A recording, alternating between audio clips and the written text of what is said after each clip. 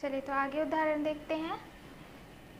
2 kilo की एक बंदूक से 20 ग्राम की गोली 100 मीटर पर सेकंड के 36 वेग से छोड़ी जाती है। बंदूक के पीछे हटने का वेग ज्ञात करना है। ठीक है, तो इसमें हम क्या करेंगे, वेग ज्ञात करना है। तो पहले हम क्या करेंगे, आपका जो जो हमको गिवन है उसको पहले लिख लेंगे। तो हमको क्या क्या दिया हुआ है, सबसे पहले तो हमको m1 दे दिया है ना, कितना दिया हुआ है, 2 किलोग्राम दिया हुआ है। अगर हम देखेंगे उसका क्या प्रारंभिक वेग, तो प्रारंभिक वेग कितना रहेगा आपका, 0 रहेगा।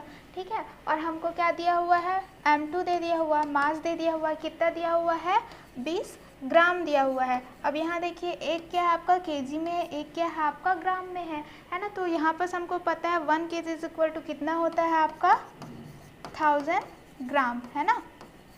तो उसको हम कन्वर्ट करेंगे तो क्या करेंगे, 20 को 1000 से डिवाइड कर देंगे तो फिर हमको क्या मिल जाएगा, m2 मिल जाएगा जो रहेगा 0.020 kg। ठीक है, अब देखिए दोनों का यूनिट क्या हो गया, सेम हो गया है। तो यहाँ हमको m1 m2 ठीक है मिल गया u1।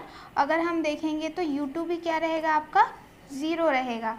ठीक है, और हमको क्या करना है, बंदूक के पीछे हटने का वेग ज्ञात करना है यहाँ पर। ठीक, तो यहाँ पर हमको क्या दे दिया हुआ है, v2 दे दिया है, v2 हमको क्या दे दिया है, हमको ज्ञात करना है क्या आपका v1 ज्ञात करना है। ठीक है, तो यहाँ पर हम फॉर्मूला पुट करेंगे, कौन सा वाला, संवेग संरक्षण का, जो क्या होता है m1 v1 plus m2 v2।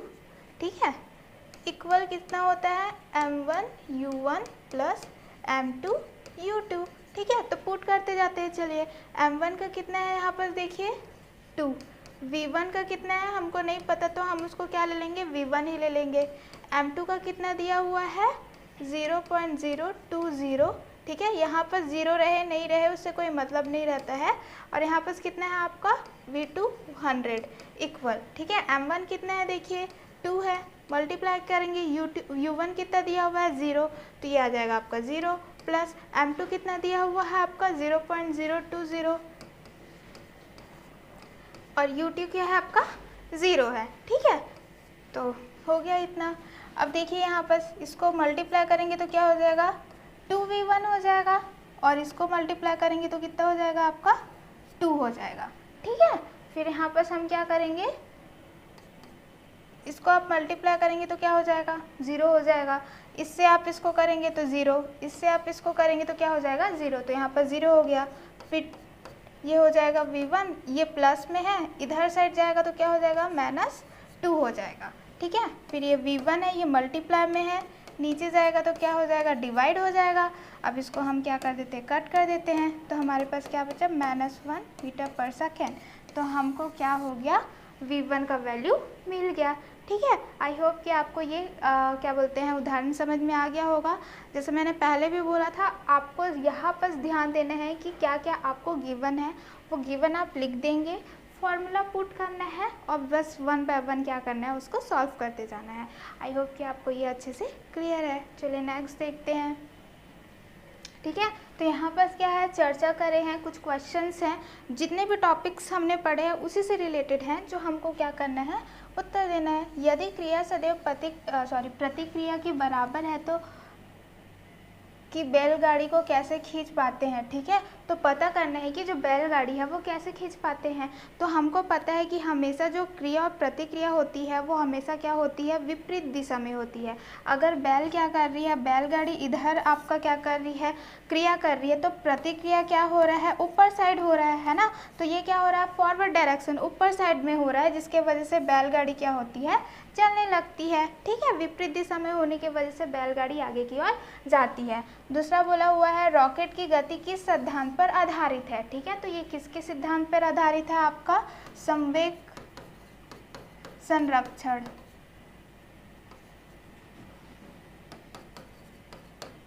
इस पे आधारित है। ठीक है, फिर बोला गया है कि एक अग्नि श्रम कर्मचारी को तीव्र गति से ज़्यादा मात्रा में पानी फेंकने वाली रबर की पाइप से तकलीफ क्यों होती है?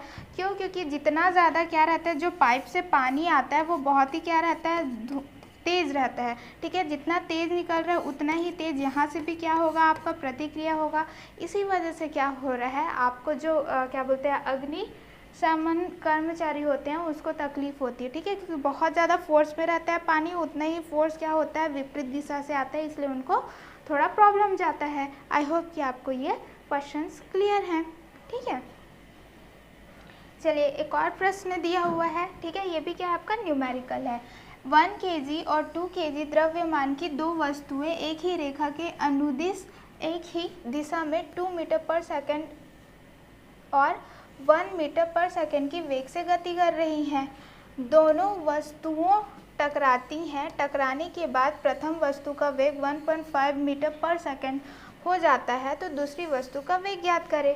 ठीक है, तो यहाँ पर दिया हुआ है, दो द्रव्यमान हमको दे दिया है, दो वेग दे दिया हुआ है ना। प्रारंभिक वेग दिया हुआ है और आपका एक अंतिम वेग दिया, आपको दूसरा क्या करना है, वेग ज्ञात करना है। तो चलिए जैसे कि हम पहले जानते हैं, ठीक है, गिवन क्या क्या है, यहाँ पर हमको 1 kg और 2 kg द्रव्यमान के दो वस्तु है ना। तो यहाँ पर क्या दिया हुआ है, आपका m1 दे दिया हुआ है कितना, 1 kg। ठीक है, आपका m2 दे दिया हुआ है कितना, 2 kg। फिर यहाँ पर क्या दिया हुआ है, एक ही रेखा में अनुदिश एक ही दिशा में जा रहे हैं। ठीक है, पहले कितना 2 मीटर पर सेकेंड था और फिर 1 मीटर पर सेकेंड है। तो प्रारंभिक वेग अगर हम देखें तो कितना है, 2 मीटर पर सेकेंड है। और क्या बोलते हैं, सेकेंड जो द्रव्यमान का है वो कितना आपका 1 मीटर पर सेकेंड है।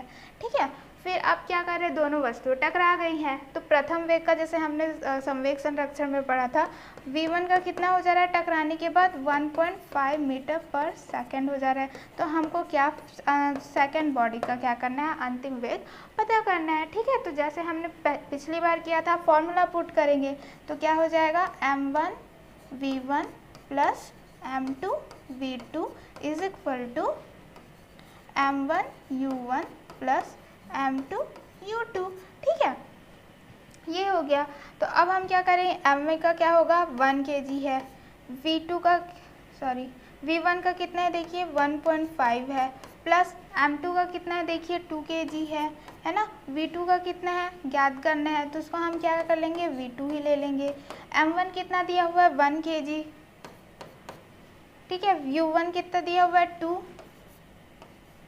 प्लस m2 कितना दिया हुआ है 2 और आपका u2 कितना दिया हुआ है 1। चलिए 1 हो गया। अब हम क्या करेंगे, यहाँ पर इसको सॉल्व करते जाते हैं। तो सॉल्व करेंगे तो क्या हो जाएगा, 1.5 हो जाएगा प्लस ये क्या हो जाएगा 2v2 हो जाएगा, ये क्या हो जाएगा 2 प्लस 2 हो जाएगा। अब यहाँ पर क्या है 1.5 plus 2v2 is equal to 4 हो गया। अब देखिए ये क्या है, न्यूमेरिकल वाला है ना, तो नंबर्स में है, तो हम यहाँ पर क्या करेंगे 2v2 इज इक्वल टू 4, क्योंकि ये प्लस में है, इधर जाएगा तो क्या हो जाएगा, माइनस हो जाएगा, तो क्या हो जाएगा 1.5। फिर उसके बाद हम क्या करेंगे 2v2 इज इक्वल टू, अगर इसको हम माइनस करेंगे तो कितना हो जाएगा 2.5 होगा। ठीक है, इसको माइनस करेंगे तो कितना हो जाएगा 2.5 हो जाएगा। फिर इसको हम क्या करेंगे, ये देखिए मल्टीप्लाई में है, इधर जाएगा तो क्या हो जाएगा डिवाइड हो जाएगा, तो 2.5/2, तो ये क्या हो जाएगा आपका 1.5 मीटर पर सेकेंड। ये आपका क्या होगा, अंतिम वेग सेकेंड द्रव्यमान के लिए निकल गया। ठीक है, आई होप कि आपको ये भी अच्छे से क्लियर है। जैसे पिछले बार किया था संवेग संरक्षण का, क्या किया था हमने, फॉर्मूला देखा था, उसको पुट किया है और 1 बाय 1 उसको सॉल्व किया है। ठीक है, ये न्यूमेरिकल आपको क्या करना है, घर में प्रैक्टिस करना है। जब तक कि आप प्रैक्टिस नहीं करेंगे आपसे उतने अच्छे से नहीं बनेगा। ठीक है, तो यहाँ पर चैप्टर कंप्लीट होता है। चलिए एज ए समरी हम देखेंगे कि हमने इस चैप्टर में क्या क्या देखा है। तो पहला है, बल यह बाह्य कारक है जो किसी वस्तु की स्थिर अवस्था अथवा गतिज अवस्था में परिवर्तन करता है या परिवर्तन करने का प्रयास करता है। ठीक है, तो बल हम क्या बोलते हैं, ऐसा बाह्य कारक है, अगर कोई भी वस्तु क्या आपके स्थिर स्थिति में है तो उसको उसको गति में करने की कोशिश करेगा, या तो फिर गति में है तो उसको स्थिर करने का कोशिश करेगा। ठीक है, या तो फिर कर भी देता है या तो फिर प्रयास करता है, उसी को हम क्या बोलते हैं, आपका बल कहते हैं। ठीक है। नेक्स्ट क्या है, गति के प्रथम नियम के अनुसार वस्तु अपनी स्थिर अवस्था अथवा गतिज अवस्था में तब तक बनी रहती है जब तक कि उस पर कोई बाह्य असंतुलित बल कार्य ना करे। ठीक है, तो पहला नियम क्या था आपका कि अगर वो स्थिर में है तो स्थिर में ही रहेगी, अगर वो गति कर रही है तो गति में ही रहेगी, जब तक कि हम असंतुलित बाह्य आपका बल नहीं देते हैं तब तक कि वो अपने ही जगह पे रहने की कोशिश करेगी। ठीक है, ये आपका क्या है, पहला नियम है।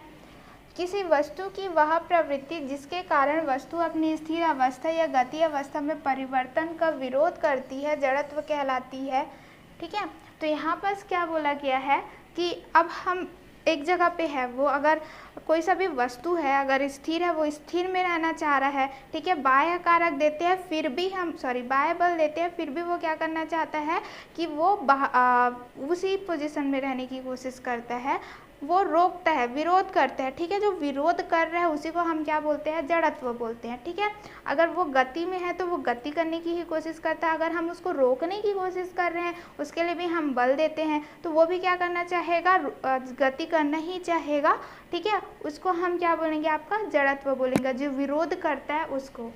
किसी वस्तु के जड़त्व की माप उसके द्रव्यमान पर निर्भर होती है। ठीक है, तो जड़त्व किस पे डिपेंड करेगा कि उसका कितना द्रव्यमान है। अगर ज़्यादा द्रव्यमान है तो हमको ज़्यादा बल देना पड़ेगा, अगर कम द्रव्यमान है तो हमको कम बल देना पड़ेगा उसके स्थिर या गतिज पोजीशन से हटाने के लिए। ठीक है, तो वो किस पे डिपेंड हो जाता है, आपका जड़त्व द्रव्यमान पर निर्भर है।